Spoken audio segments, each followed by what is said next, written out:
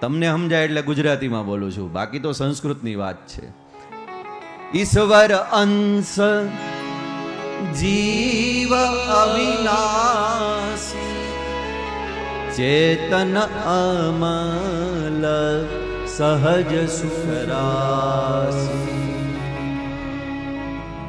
એ પોતે કહે છે કે હું તારા હૃદયમાં જ છું. ઈશ્વર સર્વભૂતાનાં હૃદ્દેશેર્જુન તિષ્ઠતિ. ઈશ્વર સર્વભૂતાનાં હૃદ્દેશેર્જુન તિષ્ઠતિ. હવે તમે મારી વાતને ખોટી પાડી શકો. કદાચ તમને એમ થાય કે જરા કથા વધારે બે થાય સમાજની અંદર એટલે મોટી મોટી વાતો કરતા હશે, પણ હું મારે તો તમને સમજાય એટલે ગુજરાતીમાં બોલું છું, બાકી તો યોગેશ્વર કૃષ્ણના વચન બોલું છું સંસ્કૃતનું, કે ઈશ્વર સર્વભૂતાનાં હૃદ્દેશેર્જુન તિષ્ઠતિ. અર્જુન, તું મને ક્યાંય ન ગોતતો, તારા હૃદયરૂપી કમળની અંદર જ હું વસું છું.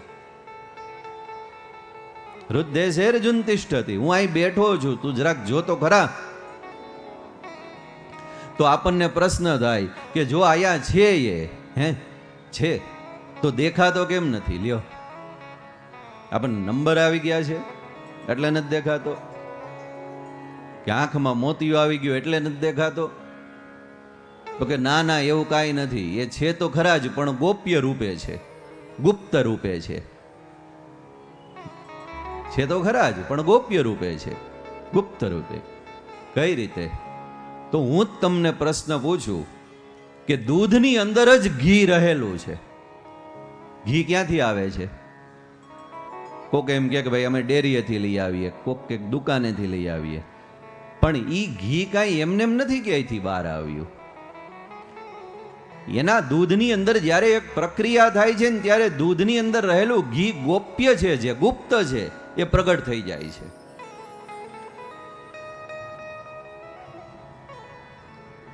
દૂધમાં મેળવણ નાખીએ, દહીં બને, એને વલોવીએ, માખણ બને, માખણને તમે ગરમ કરી નાખો એટલે એ ઘી બની ગયું. દૂધમાં ઘી છે જ પણ નથી દેખાતું, એમ હૃદયમાં કૃષ્ણ છે જ પણ નથી દેખાતા. પણ જ્યારે દૂધના ઉપર પ્રક્રિયા કરવામાં આવે, એમાં મેળવણ નાખીને માખણ બનાવીને ગરમ કરવાની, એટલે એમાં રહેલું ગોપ્ય ઘી પ્રગટ થઈ જાય. બરાબર એવી જ રીતે હૃદયની અંદર જ પણ નારાયણ સ્વરૂપ ઘી સ્વરૂપ ભગવાન રહેલો છે. કોઈ કથાના સમુદ્રને મથનીથી કથાના સારરૂપ નવનીતને પ્રગટ કરે અને ભગવાનના વિયોગજન્ય ભક્તિના તાપથી એને તપાવે ને તો શું થાય છે કે ન દેખાતો ભગવાન છે ને દેખાવા લાગે છે, ગોપ્ય છે અને પ્રગટ થઈ જાય છે. એટલે ઈશ્વર સર્વભૂતાનાં હૃદ્દેશેર્જુન તિષ્ઠતિ. ભાગવત મારાન તમારા જીવનની અંદર જ્યારે આવે છે તો શું કરે છે? હૃદયની અંદર રહેલા કૃષ્ણને કથાના માધ્યમથી પ્રગટ કરી આપે છે, અને પરિણામે આ કથા છે એ સમયે સમયે ગવાય છે. પણ કોઈ સાધુ પુરુષનો સંગ મળે, કોઈ સુખદેવજી જેવા પરમ વૈરાગી કે જે કૃષ્ણ કથાની અંદર આસક્ત છે, એમનો સંગ પ્રાપ્ત થાય ને ત્યારે સમજવાનું કે આપણને ન દેખાતો ભગવાન છે એ દેખાવા લાગશે, અપ્રગટ ભગવાન છે એ પ્રગટ થઈ જશે. પણ એના માટે શું કરવું પડશે? સુખદેવજી જેવા કોઈ સાધુનો સંગ, મૈત્રેય જેવા કોઈ સાધુનો સંગ કે જે વિદુરને કથા સંભળાવે, સુતપુરાણી જેવા કોઈ સાધુનો સંગ કે જે સોનકાદિક ઋષિમુનિઓને કથા સંભળાવે, નારદજી જેવા કોઈ સાધુનો સંગ કે જે યુધિષ્ઠિરને કથા સંભળાવે. અને આવું સંગ જ્યારે પ્રાપ્ત થાય, પ્રથમ ભગતિ સંતન કર સંગા, એટલે પેલી ભક્તિ થઈ જાય છે, અને પછી આ સંતના સાધુના સંગથી બીજી ભક્તિ પ્રગટ થાય છે. દૂસરી રતિમમ કથા પ્રસંગા. પણ ક્યારે? કોઈ સુખદેવજી જેવાનો સંગ મળે, કોઈ મૈત્રેય જેવાનો સંગ મળે, કોઈ સુતપુરાણી મહારાજ જેવાનો સંગ મળે. એ સંગ ક્યારે મળે? જ્યારે કોઈ ભગવતી કૃપા કરે ત્યારે એ સંગ મળે છે. એ સાહેલી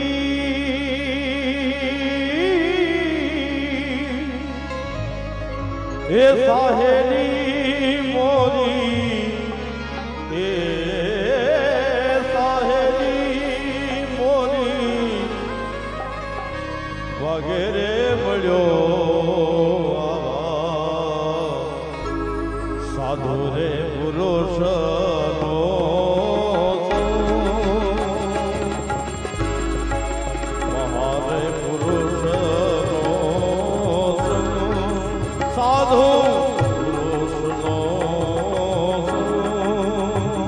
જગદગુરુ ભગવાન શંકરાચાર્યજી વિવેક ચૂડામણી નામના ગ્રંથની અંદર લખે છે કે મનુષ્ય જન્મ, મુમુક્ષુત્વ અને મહાપુરુષનો સંગ, આ ત્રણ વસ્તુ દુર્લભ છે.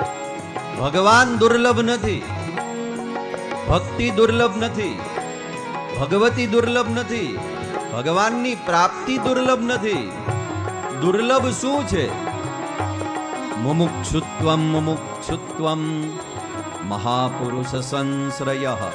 દુર્લભ છે મનુષ્ય દેહ, બડે વાઘ માનુષ તનુ પાવા, દુર્લભો માનુષો દેહો દેહિનામ ક્ષણભંગુર. દુર્લભ વસ્તુ પેલી કઈ તો કે મળેલો મનુષ્ય દેહ. દુર્લભો માનુષો દેહો ભાગવતકાર કહે. મનુષ્ય દેહ મળ્યા પછી દુર્લભ બીજી જે વસ્તુ છે એ શું છે? અથાતો બ્રહ્મ જિજ્ઞાસા, અથાતો ભક્તિ જિજ્ઞાસા, અથાતો જ્ઞાન જિજ્ઞાસા. જે પીપાસા જાગે, પ્યાસ જાગે કે મને ભગવાને કૃપા કરીને મનુષ્ય જન્મ આપ્યો છે તો હું આમની અંદર કંઈક એવું પ્રાપ્ત કરી લઉં કે એમાં જગતનું કલ્યાણ થાય કે ન થાય, પણ મારા આત્માનું કલ્યાણ તો થઈ જ જવું જોઈએ. આ જે પ્યાસ જાગે એ દુર્લભ છે. અને એના પછી એક મનુષ્ય દેહ પ્રાપ્ત થયો હોય, મુમુક્ષુત્વ આવી પ્યાસ જાગી હોય તો કહે છે કે એના પછી કોઈ સુખદેવ મળે ને દુર્લભ છે, કોઈ મૈત્રેય મળે એ દુર્લભ છે, કોઈ સુતપુરાણી મહારાજ મળે એ દુર્લભ છે. જ્ઞાનનો ઉપદેશ કરવા, ભાગવતનું ગાન કરવા આવે આપણા જીવનની અંદર એવો કોઈ મહાપુરુષ, એનો સંગ છે ને એ પરમ ભાગ્યની નિશાની છે. એ વારે પુરુષનો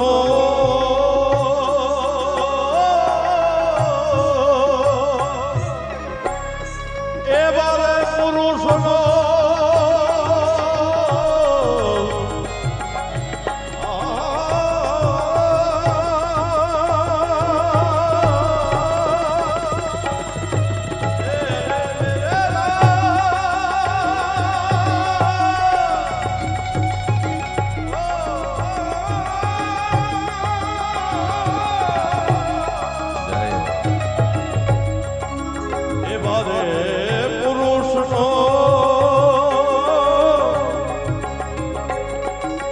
સંગડો જો કરી હરી એ વારે પુરુષનો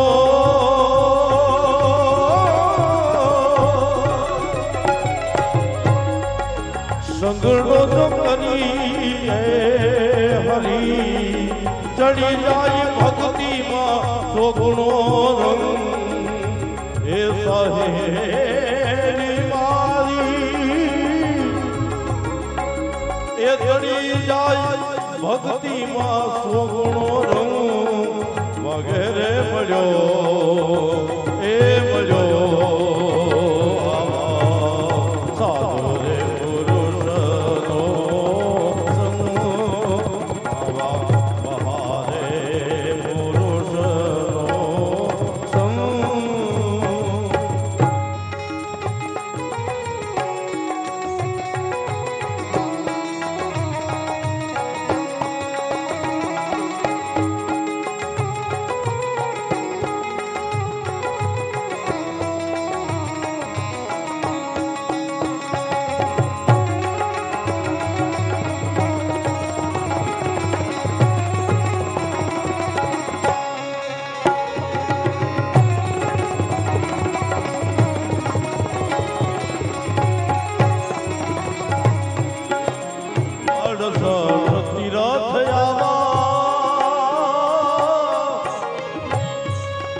સાધુના ચરણે હરી અડસઠ તીરથ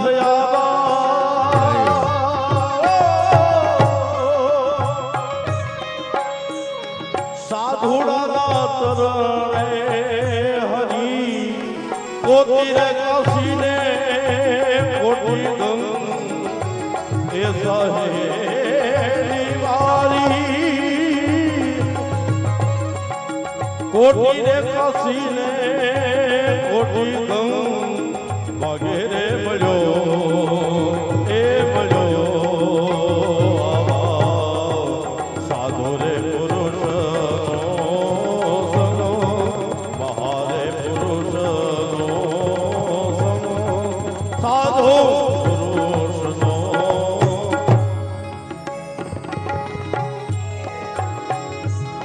વૃંદાવનની અંદર જાઓ ને એટલે ત્યાં આગળ રમણ રેતીની ભૂમિ છે કે જે જગ્યા ઉપર ભગવાન વ્રજ રજને પોતાના મુખની અંદર મૂકે છે. તો આ વ્રજ છે જે વ્રજની રજ અત્યંત કોમળ મૃદુ બની ગઈ અને પરિણામે ભગવાનના ભક્તો જતા હોય. એટલે રમણ રેતીની આ દિવ્ય ભૂમિની અંદર આળોટે કે જે જગ્યાએ અમારા ભગવાને જે રજને પોતાના મુખની અંદર મૂકી, અમારે તો અમારો દેહ એની અંદર પાડી દેવો છે. ત્યાં કેટલા મહાત્માઓ છે રમણ રેતીની દિવ્ય ભૂમિની અંદર. એનું એક જ કામ, ઠાકુર હમરે રમણ વિહારી, હમ હે રમણ વિહારી કે.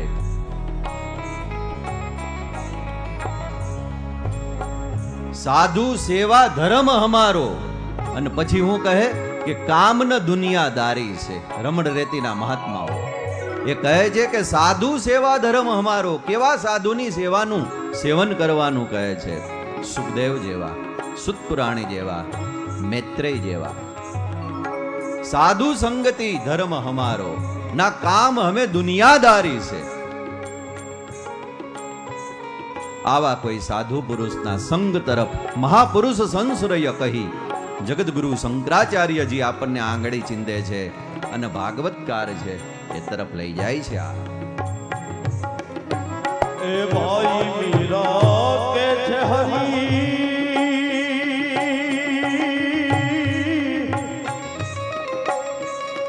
ભાઈ મીરા કે છે હરી,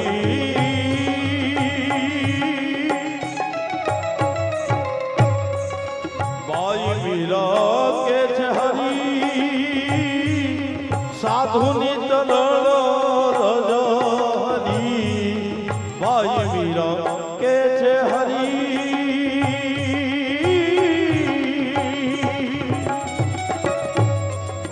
સાધુની ચરણ રજ હરી. ઉઠીને લાગી એ મારે